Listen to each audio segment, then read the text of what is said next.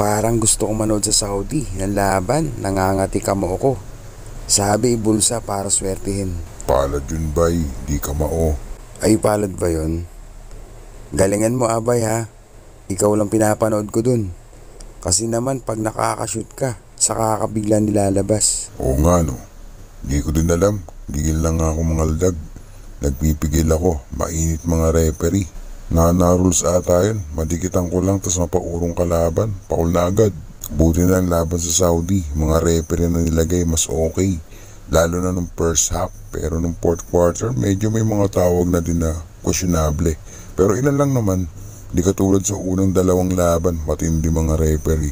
Sige ako bahala pag may ginawa ang Australia. Nasa gilid lang ako abay.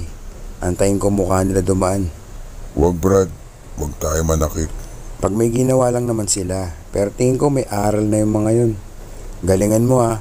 Sana pasahan ka nila. Pag pumupwesto ka na sa ilalim, matik na yun eh. Sana nga bay, hingi ako ng hingi. Tapos nung umalis ako sa pinasa. Yun lang. Si Chris Ross at Lassiter lang ata perfect na pumapasa sa'yo. Di naman. Si Scotty.